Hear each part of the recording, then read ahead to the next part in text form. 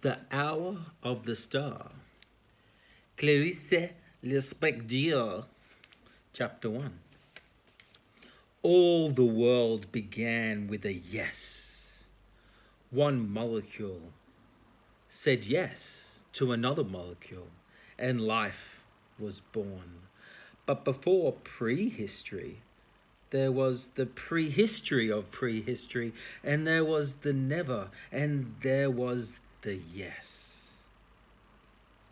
It was ever so. I don't know why, but I do know that the universe never began. Make no mistake, I only achieve simplicity with enormous effort. As long as I have questions and no answers, I'll keep on writing. How do you start at the beginning if things happen before they happen? If before the prehistory there were already the apocalyptic monsters. If this story doesn't exist now, it will. Thinking is an act. Feeling is a fact. Put the two together. I am the one writing what I am writing. God is the world. Truth is always an interior and an explicable contact. My truest life is unrecognizable, extremely interior, and there is not a single word that defines it. My heart has emptied itself of every desire and been reduced to its own final or primary beat. The toothache that runs through this story has given me a sharp stab in the middle of our mouth. So high-pitched I sing a strident and syncopated melody. It's my own pain. I who carry the world, and there is a lack of happiness. Happiness? I never saw a dumber word invented by all those northeastern girls out there. As I'll now explain, this story will be the result of a gradual vision. For the last 2.5 years, I've been slowly discovering the whys. It's the vision of the imminence of what? Maybe I'll figure it out later, just as I'm writing at the very same time I'm being read. I only don't start with the end. That would justify the beginning, as death seems to comment on life because I have to record the preceding facts. I'm writing in this instant with a bit of previous modesty because I'm invading you with such an exterior and explicit narrative, out of which, however, blood so paintingly full of life might ooze and instantly congeal in cubes of trembling jelly. Will this story someday become my own congealing? How do I know? If there's any truth in it, and of course the story is true though invented, may everyone recognize it inside himself because all of us are one. And he who is not poor in money is poor in spirit, or longing because he lacks something more precious than gold. There are those who lack the delicate essential. How do I know everything that's about to come and that I myself still don't know since I never lived it?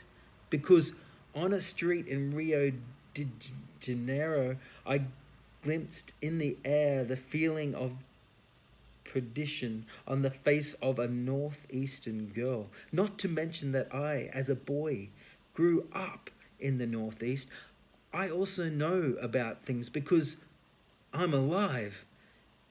Everyone alive knows. Even if they don't know, they know. So you gentlemen know more than you think and are just pretending not to. I do not intend for what I'm about to write to be complex, though I'll have to use the words that sustain you, the story. I determine with false free will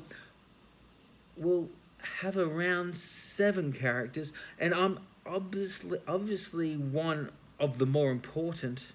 I, Rodrigo S.M., an old tale, this.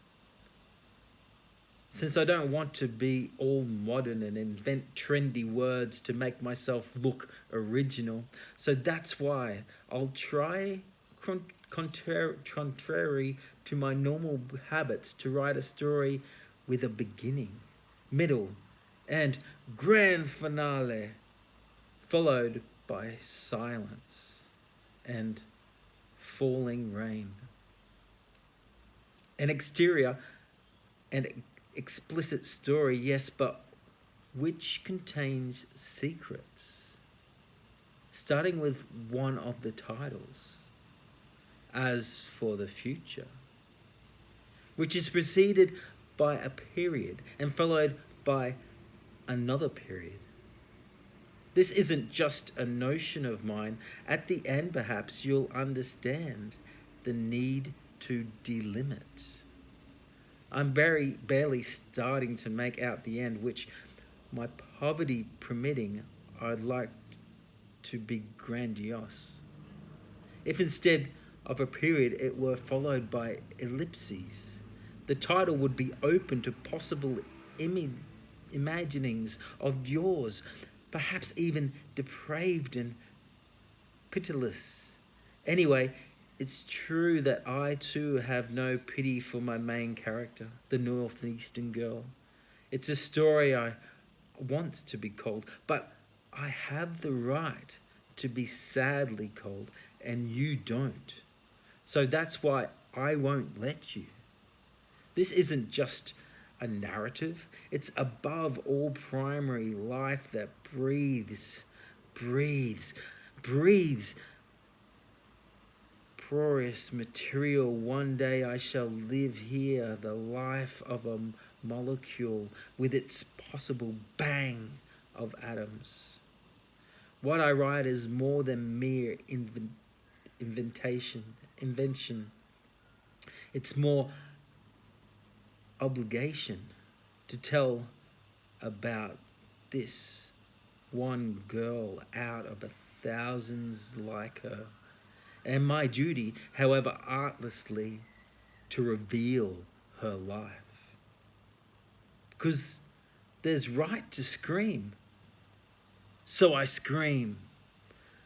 A pure scream, and without begging alms. I know there are girls who sell their bodies, their only real possession, in exchange for a good dinner instead of a bologna sandwich. But the person I'm going to talk about scarcely has a body to sell.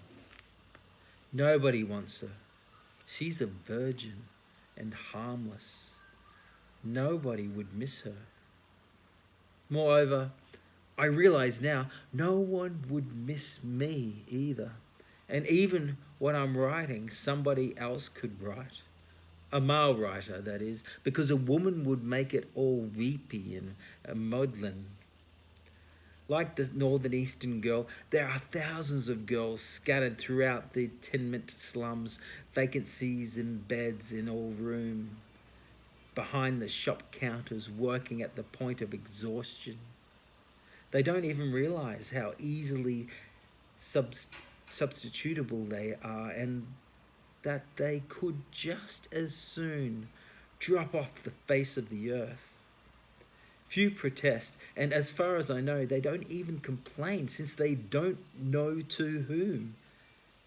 Does this whom exist?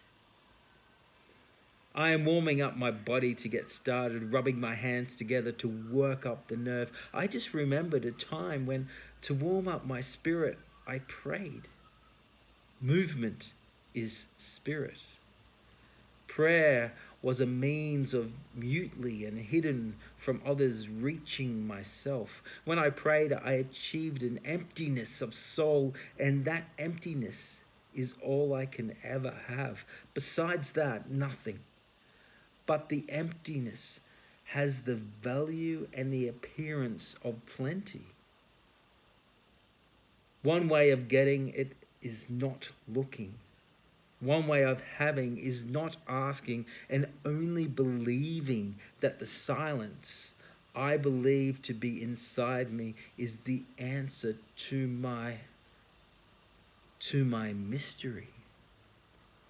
I intend, as I earlier suggested, to write in an ever simpler way. Anyway, the material I've got is too plain and meager. The information about my characters sparse and not very elucidating. This information that painstakingly comes from me to myself, it's a carpenter's job. Yes, but don't forget that to write anything at all, my basic material is the word. And that's why the story will be made of words that gather in sentences, and from these a secret meaning emanates and goes beyond words and sentences. Naturally, like every writer, I'm tempted to use succulent terms. I know splendid adjectives, meaty nouns and verbs to so slender that they travel sharp through the air, about to go into action, since words are actions. Don't you agree? I'm not going to adorn the word, because if I touch the girl's bread, the bread will turn to gold, and the girl, she's 19, the girl wouldn't be able to bite it, dying of hunger. So I have to speak simply to capture her delicate and vague existence. I humbly limit myself, without trumpeting for humility, for then it wouldn't be humble.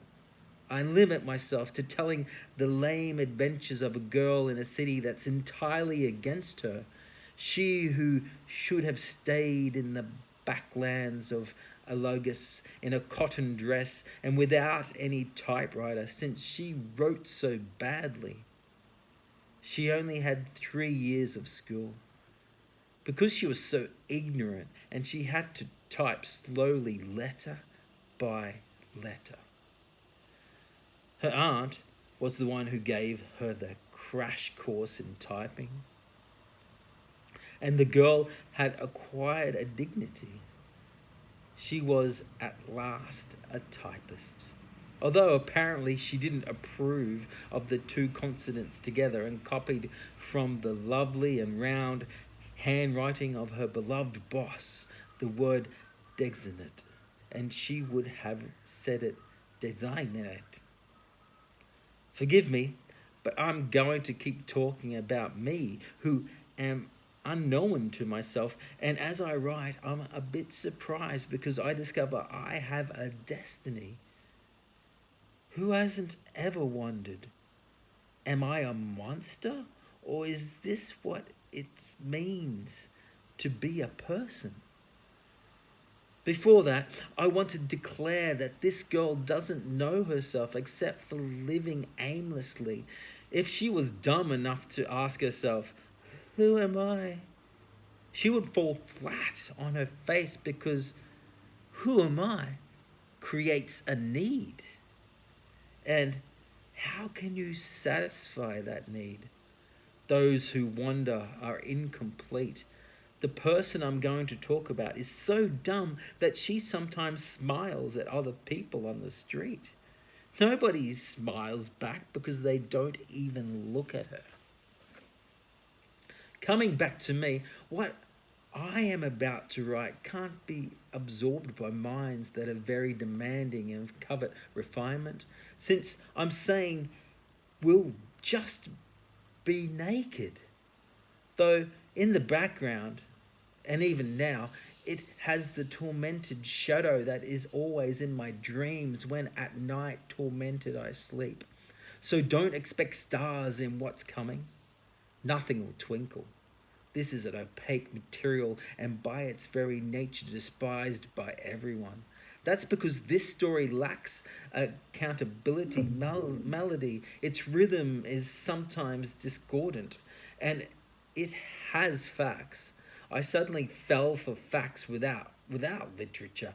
Facts are hard stones, and actions is now more interesting to me than thinking. You can't get away from facts. I wonder if I should jump ahead and sketch out an ending right away. But it so happens that I myself have no idea how this thing will turn out. And also because I realize that I have to proceed step by step according to the term measured in hours. Even an animal has to deal with time. And this is also my most primary condition, to go along gently despite my impatience with that girl. With this story, I'm going to sanitize myself, and I am well aware that each day is a day stolen from death. I am not an intellectual. I write with my body, and what I write is a moist fog. Words are sounds transfused with unequal shadows that intersect, lace transfigured organ music. I hardly dare shout out words at this vibrant and rich, morbid and dark web which has its countertone in the thick bass of pain. Allegro con brio, I'll try to wrest gold from the charcoal. I know that I'm putting off the story and playing ball without a ball. Is the fact an act? I swear this book is made without words. It is a mute photograph. This book is a silence. This book is a question.